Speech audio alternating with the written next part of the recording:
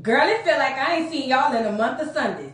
Is y'all ready to talk about Real Housewives of Atlanta? Cue the music. Oh yes, bitches and hoes. I'm back.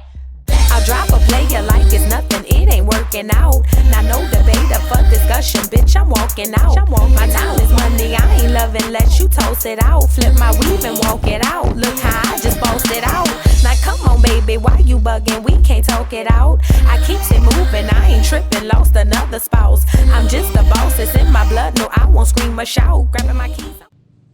What's up, y'all? It's your girl Voodoo back with another video. We here on Real Housewives of Atlanta, girls, season 15, episode 3. I believe that's what it is. If I'm wrong, it's right there in the comments. Girl, look, how y'all been, girl? You know, I've been doing a lot of videos from my phone and whatnot, you know, and trying to, you know, because I be on the go. But I said today, you know, I'm going to get up in front of the video because I feel like I ain't seen y'all in a while. You know what I'm saying? And we about to start going live, okay? Because we need to start getting a lot of this stuff going on and seeing what's popping up in these streets. But nevertheless, girl, I'm here with another video, Real Housewives of Atlanta, as I've already stated. And I just want y'all to know I appreciate all the love that I've gotten in the recent, you know, maybe month or so. Like, my channel has really started to grow. I've been doing this for a while now and had not seen a lot of growth. Shout out to my day ones. Y'all always gonna be, you know, them girls, them peoples. But, you know, at the end of the day, I'm just humbled and I'm so happy. And now it's making me really want to put more effort into my channel. So shout out to y'all. Sorry, I had to fix my little Erica Badu. Because, you know, I'm on my.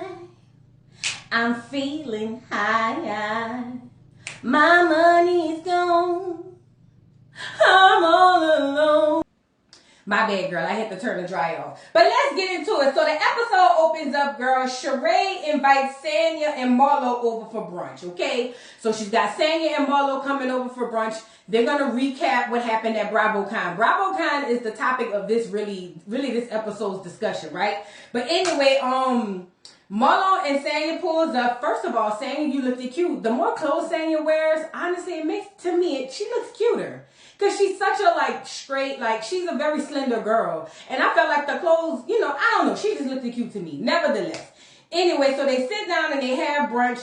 Marlo tells us that she's doing a lot better with the boys. And somehow in our minds, we like, girl, Cap, fat. Something in our brains are telling us this is a storyline and you ain't doing no better with them churn. Anyways, so they get to talking about BravoCon and how Mama Joyce is up there dragging Ty for filth, as she always has. Listen, at this point, just get Mama Joyce back on the doggone TV so we can have something to really deal with when it pertains to Kandi. Because we all know Mama Joyce is that girl when it comes to Kandi's storyline. Kandi typically don't have a storyline by herself unless it was like the episode or the show where they were getting married and all that stuff. It always kind of centered around Ty. So I really believe in my heart of hearts, get Mama Joyce back up here. Y'all had that BravoCon, get her back up here. Get her up here. Get Mama Joyce back up here, okay? So after they dragged that girl, Sanya over there talking about Drew started with her at BravoCon. Sanya, I don't want to hear about this mess with you and Drew. I'm tired of you and I'm tired of Drew. Do you hear me? I'm tired of both of y'all. Don't want to hear it. We tired of y'all with that dry beef. The beef is so dry, girl, we don't even care no more. We really don't care. Like, okay, now what's next? Like, girl, you got to find something else to beef about. That's the job. Y'all job is to go out there and create beefs and have beefs to boost up the show. That's what you do. Why is you taking everything so personally, Sanya? I'm going to need you to calm down because we don't want to hear that. I'm sorry, we don't want to hear it. Anyway, Sheree tells us that she talked to Kenya about the whole Martell drama. And basically, they're just going to have to agree to disagree. Girl, look, like I said, girl, who cares? Sheree, my problem with you is you want to get up here on this World Wide Web and on these TV streets and make us believe Martell ain't the dog that he is. And we not buying it. We not buying it. Now listen, I get it. He might be somebody different to you. But who's the real Martell? Is the real Martell over there on Love and Marriage Huntsville? Or is the real Martell over there on Real Housewives of Atlanta? I'm of the belief that he's sending a representative over to the Real Housewives of Atlanta. That's just my belief. Now Marlo was like, well, you know, girl, I ain't like him at first. I ain't gonna lie. I ain't like him. She was like, but, you know, that's your man. What you want us to do, girl? He all right. He look like he's showing up, so what I'm going to do? And that's basically what everybody's doggone take should be on it at this point, because we all know how Sheree is behind these men. We saw how she was with Bob, and he was sweaty and had a cock eye.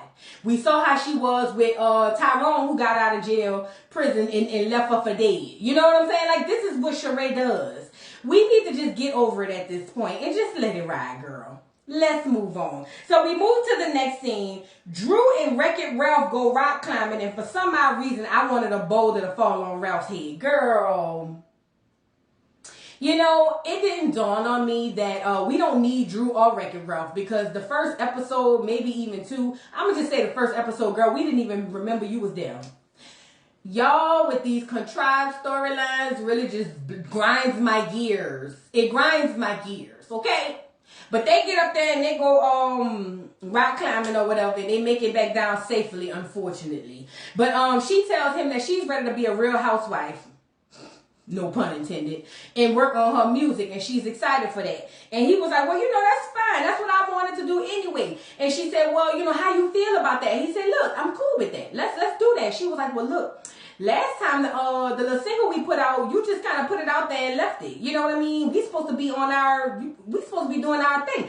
This, you know, the music is bringing us back to the genesis of our relationship. And I said, no, Fat. According to the recent news, it's bringing y'all back to the revelation of your relationship. Girl, bye. Girl, bye. You probably married Ralph to keep up with appearances, if you ask me. Just to say, I got, you know, them women who just want to everybody to know I got a husband.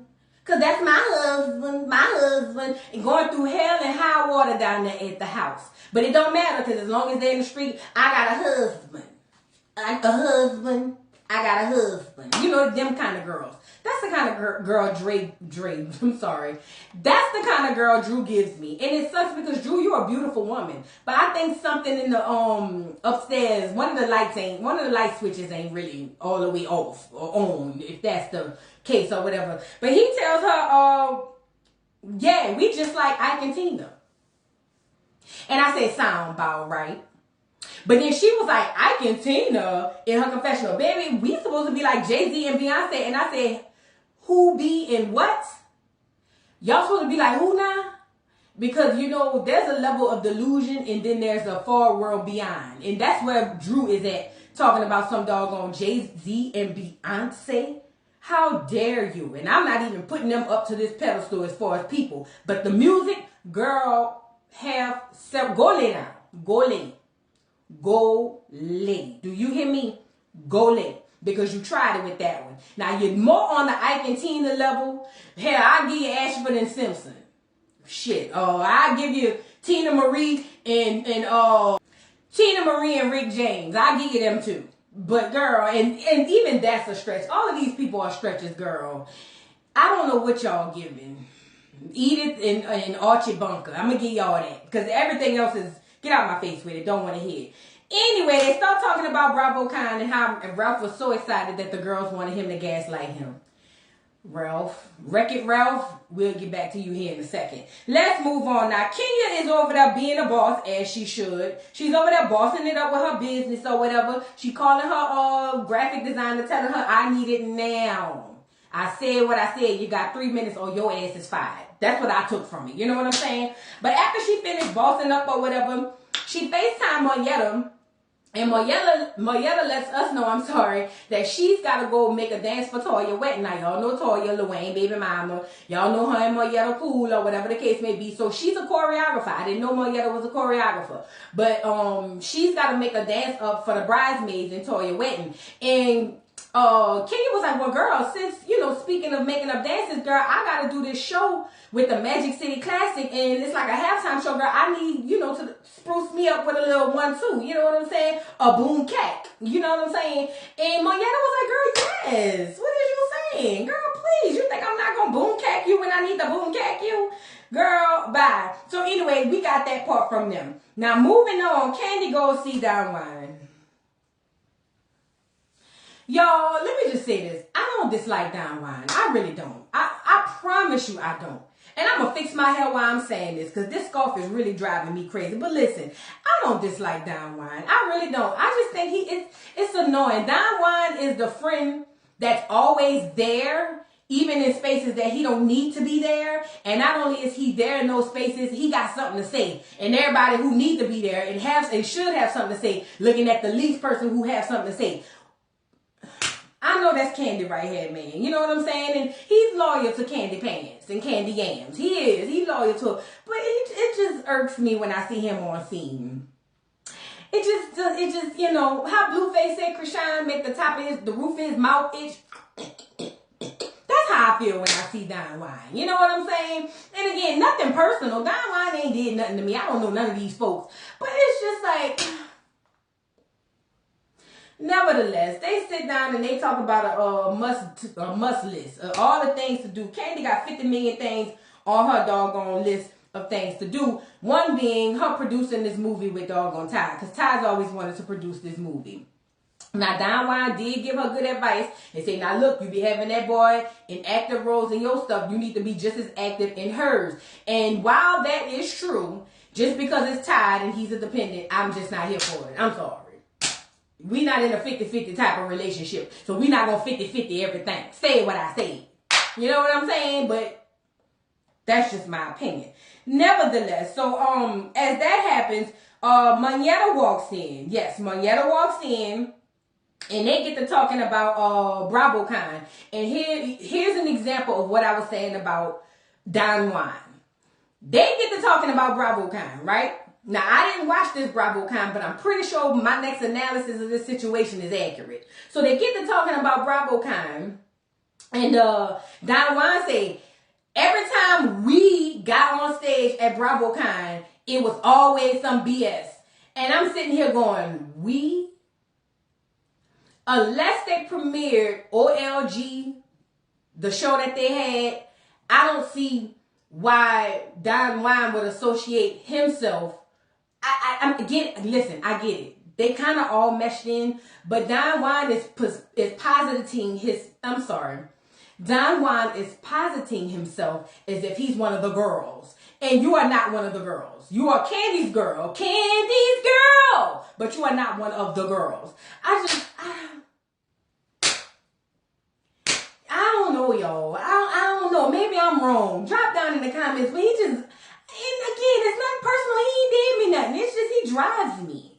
Oh, anyway, so they get to talking about how basically Mama Jer's still down there cussing the hell out of Ty all on the stages of BravoCon, as she should. Hell, why not? You been doing it since the beginning. She talking about she don't want Bravo. I mean, they asked Candy who they would rather have in charge of the money, and she said Don Juan because her mama not gonna be nice to Ty. She shouldn't. Ain't he gaining enough opening 59 million restaurants? Don Juan just said y'all got another restaurant y'all opening right now. It's the Mijos, the nigga Mexican restaurant that y'all opening. Isn't that enough? If he not gaining enough from 59 million businesses, then he don't need nothing, God forbid, in the untimely passing of Miss Candy. I'm with Miss Mama Jers. I'm with Mama Jers. No, he don't need nothing else. He don't need nothing else. Get it while you can and get up out of here. Anyway, but they telling Candy, girl, you ain't never sat down and talked to your mama and told your mama how that make you feel. And the answer is no.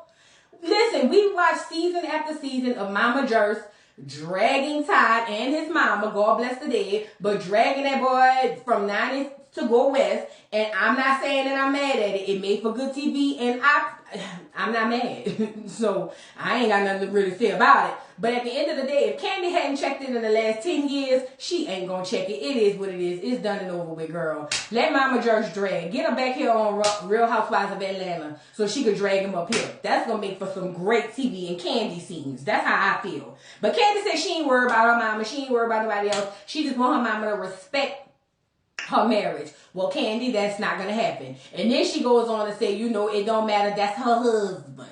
Go ahead on with your husband. Let's move on. Now we move to the next scene. Courtney and her baby daddy pop up by Drew house. Now remember, they supposed to be new cousins. Child. Anyway, They coming in and we find out her baby daddy is one of them boys from one of them groups. I don't remember the boy, but I do remember the group. I can't remember the group's name, but nevertheless, she's over there and her baby daddy is that boy, but he's not that boy that he once was. What does that mean? He was so cute back in the day. He was a hot pocket. He was a hot pocket. I ain't gonna lie. But today, he's more like a toaster strudel. You know what I mean? And I'm not dragging nobody for their looks. I don't know what that man has gone through. But time has not been good to him. Do you hear me? Father Time, you know, they got Mother Earth and then they got Father Time. Mother Earth pours into you, but Father Time drags you. And I feel like he didn't get much of Mother Earth, but a lot of Father Time.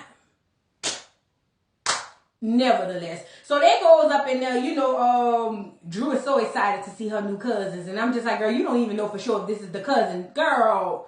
Anyway, so she goes up in there, but before they get there, let me back it up. Before they get there, Candy Eyes from Real Housewives of Potomac called Drew and said, girl, look, Shamari from the old season came down there and she was supposed to sing, but she had to back out in the last minute. You want to fill in? And you know, Drew was so excited. I'm so excited. And I just can't hide it. And I'm thinking, go ahead on, Drew. This is the perfect time to debut your little single or whatever the case may be, girl. It's going to be good, girl. Let's get back to Wreck-It Ralph and his new cousin. So, hold that there. Wreck-It Ralph and his new cousin is all up in there. Drew tells them that she's doing this thing with Candy Ass and wants them to come. And they say, girl, I'll come. And Courtney said, you know, I'll come. I just don't want to make nobody feel insecure. Girl, insecure about what and who? Courtney, girl, who do you think you are, fat? Who do you think? Who do you think you are? Who you think you are? Mr. Big Stuff? Child, bye. Girl, ain't nobody about to feel insecure about your presence. You really think you that girl. See, you remind me of one of them girls who was the only light-skinned one in the family and everybody was dark, and you just had that, you know, superiority complex because you was light-skinned and the boys like light-skinned girls. Girl, Courtney, bye. Nevertheless, Drew decides to take it upon herself and call Candy on FaceTime with the girl in the background. And like Candy was like, why are you calling me with this girl? I don't want to deal with this girl. I don't like her. But she ends up inviting Candy down to the show. And Candy was like, girl, yeah, we gonna come. All us in the Candy Cody clique. We pulling up in the building. Stop acting crazy. Do you hear me? So I'm like, okay, yeah, this is gonna be great. We gonna get to see Drew and her new, you know, her new single that she just was talking about ain't sold but 30,000 copies. This is the time. Okay, you know what I'm saying? Because I know one thing. When they debut other people, they let them get their little 1-2 off. You know what I'm saying? Hold that there. Let's move on. So now we move to the next scene and they're straight down there. No, let me back up, girl. So the boys and Marlo is down there in the car. And they go and see some white man to give him some gifts or some shoes and clothes or whatever that Marlo's probably sleeping with. Now, I don't know that to be true, but I'm just going to go out on a limb and say that's probably what's happening. Now, in the car, the boys is asking Marlo for $1,000 shoes, and she was like, you know, you got to have straight A's for them. And then she asked the boys how they feel about her since she been taking the life coach. You know, and is she doing any better? And the boys tried not to embarrass her really bad, but they did anyway and was like, well, you trying. Marlo, stop it.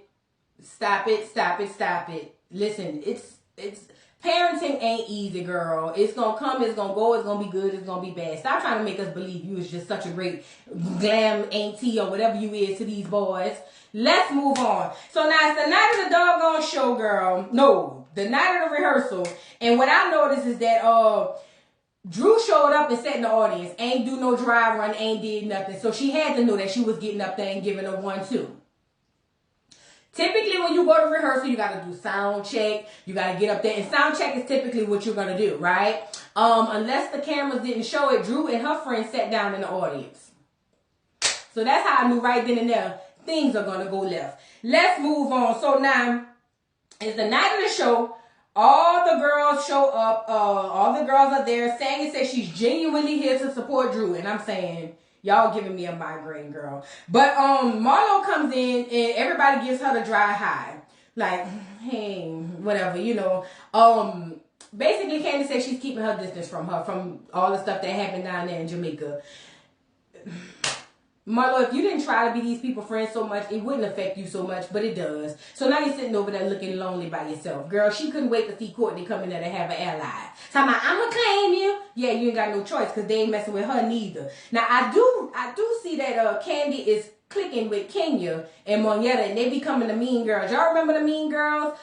They used to be with Nene, love Nene to death, but Nene used to have formed the Mean Girls clique. You know, with her and Cynthia and Kenya and all of them. And whoever was on the outs was on the outs. That's what I'm getting from this new Mean Girl clique. But anyways, Candy don't even speak to doggone Courtney. Candy ain't got nothing to give to Courtney. Candy was just like, girl, I don't want no new friends. Don't need them. Whatever. So we find out Sheree said she couldn't make it because she under the weather. I say she must be under the motel because she just don't give a damn. And listen, Sheree, you ain't gonna miss nothing as we about to see here. So now the show starts. Candace do her show. Candace, you did good, Mom. You did good. You know what I'm saying? You know, Candace has come a long way for me. I wasn't a fan of Candy Eyes. But Candace, your show was good. Shout out to Candace. Candace looked good. She gave stage presence. She gave this. She gave that. And then she gave Drew an opportunity to come out there and do a 1-2. Girl, Drew come up out of there. First of all, what was you wearing? Drew, you look like you was going to a friend's house to have a cocktail. What was you wearing? This does not give me stage. Nevertheless, they get up there and they sang to the tune of, what they were saying? I'm gonna love me always. I'm gonna love me always. I'm gonna love me always. I'm gonna love me always. I'm gonna love me always. I'm gonna love me always. And I'm sitting here going, I'm gonna hate y'all all day. What is this? What is this? Candy ass, now I got to call you now to the red carpet. I just gave you the doggone props. Girl, you mean to tell me you was going to have Shamari come up there and do this? I doubt it. You was going to let Shamari get her one off. Why you had Drew come up here and do this? Girl, the girls is dragging that girl. She can't get a break, girl. Kenya going, what the hell is going on? Candy said, ain't no goddamn way, because you know, Candy, this is her realm. And then you got Sanya over there talking about she ran longer to get a gold medal. And girl, they put the receipts up there and it was true. I said, Jesus. Be a fence and a gold medal and a microphone. What is going on? Candace, you did this on purpose. I'm sorry. You had to know that girl had a song she could have did. You could have let her get out there and do her little 1-2. You let her do a verse in the bridge or a verse in the hook. You just let her come out there and say, I'm gonna love me always. I'm gonna love me always. I'm gonna love me always. And I said, I'm gonna hate y'all all day. Y'all down bad for that. This ain't right. This ain't right. This ain't right. I don't like it. I don't like it for Candace. And I really hate it for Drew. And you know, I don't really care about Drew. I don't dislike Drew, but I don't care about it either way. You know, it's 6 1/2 a dozen, however the saying go, one way or the other. I don't give a damn about Drew, but this was dirty. I ain't gonna lie. You had everybody come put their good clothes on to come see y'all do that. Girl. So she gets down. Ralph give her flowers. And he looked like he got them from Kroger. Girl, it's just, I don't know, y'all. It just don't sit right in my spirit. You know what I'm saying? But anyway, she goes over by the girls. You know, the girls is over there and they get into the back. I don't know where they was. They went to the back, girl. And it's time for Drew and Sanya to hash it out. And I'm saying, this is draining me. Hurry up, talk your shit. Sanya said she really is genuinely there to support. Drew said, okay, it's the olive branch. They talked about some stuff in between, but I don't care. Because I don't care. I don't care. Hug it out so we can move on. We tired of this shit. Y'all gonna be beefing tomorrow. At least let's get over it tonight. So ever since that happened, Drew feels like this is the circle of truth and the circle of healing powers or whatever, girl. And she turns around and asks Candy, girl, what's your beef with Courtney over here? Because you know I wasn't here for all of that. And Candy was like, well, girl, let me ask you something. They said you went around there telling people I brought the hood to an establishment. And and Courtney stood on it and said, yeah, I said that. Said what I said. Mm-hmm. I said that. But Courtney, then you tried to backpedal and go, but I'm from the hood. I'm from the hood. Girl, you the girl who was born in the hood but wasn't raised down there. It's obvious you never been popped. It's so obvious. Because the way you be so animated, you would know not to do that in people's faces. You know what I mean? But you be a little bit too animated because you probably been around the girls who thought you was hood, but you really ain't hood. So you could do all of this and all of that. But it's obvious you ain't been in the hood long enough to know that you too animated. And I felt Candy for wanting to headbutt you. I just didn't see by height-wise how she was going to do it. But you're doing too much, okay? Candy ass, not Candy ass, because we done talking about her. Candy basically said, look, whoever event it was should have been happy I invited anybody out there and had the people coming. At the end of the day, they should have been happy for the exposure. But you around here talking down on the hood, like you ain't from the hood, girl. You is the hood. And Candy was over there being hood, telling her, you the hood, and I'm not hood. I'm just sitting here going, girl, what are we arguing about? Like, if somebody would have said I brought the hood out, I would have said did.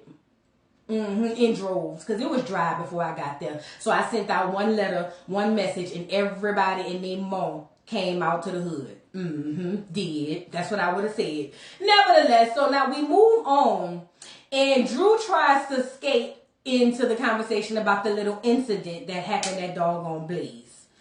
You know, when her nephew got popped with the hot pocket.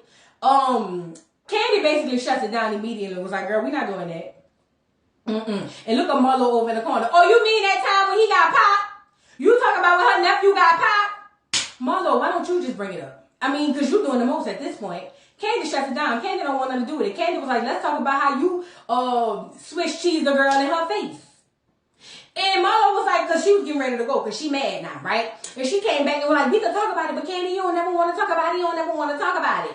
Drew was like, girl, let's just don't worry about it. She dancing. Everybody like leave on a positive note. Girl, they cut to the producer camera, and Marlo and Drew are having a conversation. And Marlo feels like Drew didn't want to bring up the real tea, and she's over there, pussyfooting, for lack of a better term, around the subject when it's a real thing. And Drew was like, well, girl, like, what did you want me to do? Like, at the end of the day, like, I brought it up. Like, wasn't that part of our plan? But Marlo felt like, no, but you ain't do it right. And I'm just saying here, well, Marlo, why didn't you just bring it up? You don't want to have the biggest issue about it. And don't get me wrong, I would love to know the tea behind what happened down there at Blaze, OLG, or whatever one it was at. I think it was Blaze. I would love to know the tea. But at the end of the day, Candy is Nene right now, and Nene is Candy. If whatever Candy don't want to do, she talks to Andy, and they squash it out, and then that's what it is. That's the kind of privilege you get when you that girl of the show. And unfortunately, and I'm only saying unfortunately because Candy is not the most interesting, but unfortunately, Candy is the girl of the show. Now, if Portia was there, Portia would be the girl. But then again, it wouldn't matter because Candy have always been getting coddled. So they get into it in the back, girl. Drew hearing but ain't listening, really. And at this point, there's nothing to really hear about. And we find out that Marlo's really upset because her cousin, who used to work for Blaze, had an unrelated incident at his house with his roommate. And he ended up getting popped with the hot pocket. And she said she called Candy or text Candy about it, and Candy responded and was like, I'm so sorry to hear that. But she felt like Candy didn't really acknowledge it enough because her nephew, used to love her and Ty and took pictures with them at Blaze because he was the cook. What does that have to do with this? If your cousin had got popped with the hot pocket at Blaze, I would totally understand. But that was an unrelated incident outside the restaurant that had nothing to do with Candy. Why are you bringing this up now? You get mad because Drew don't see it for it. And Drew is just like, girl, you doing the most. And you just over there really in your bag and in your feelings because Drew is not trying to, you telling that girl touch on your heart and all of that because your heart beating fast. What your heart beating for? Girl, what are we doing now? Like, no. Girl, so she ends up saying when she realized Drew wasn't gonna give her the opportunity and the time to act out, she decided to take it upon herself to say my nephew is deleted a few times and even yell in the girl's face because Drew don't give a damn. I saw that man try to run over there and stop Marlo, but Marlo wasn't gonna put her hands and feet on that girl. But ultimately, you violated the girl's space because nobody cares. And I'm not saying nobody cares about the incident within itself, but you are trying to make a situation where there is none. Stick to the topic. I would rather you just drag her, because see, that's what Kenya would have did. If Kenya and Candy had to be, Kenya would have just drugged her for the fact that, girl, your establishment is a prison yard. And just stick to that. But no, you want to conflate the two situations that has nothing to do with each other, and we in the audience don't care. Marlo, this is what I mean when I say you still have a lot of emotional and attachment issues that you got to work through, because you want people to want you, but you run everybody away by antics like this. Even with the Monietta thing. Oh, and Monietta, you know you my girl, but I'm gonna need you to tread light. Don't become annoying, because I like you. You from New Orleans, you know what I'm saying?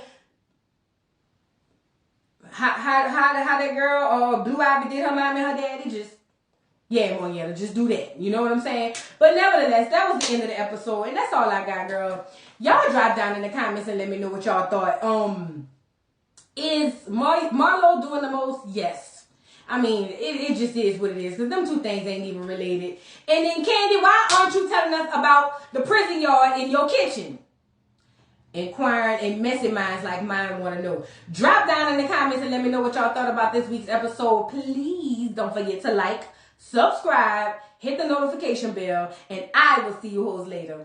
Bye. Mr. Carroll, how you give the voodoo dog time to talk? I don't get no fucking time to talk. Who the voodoo doll is? The nigga you just had up here.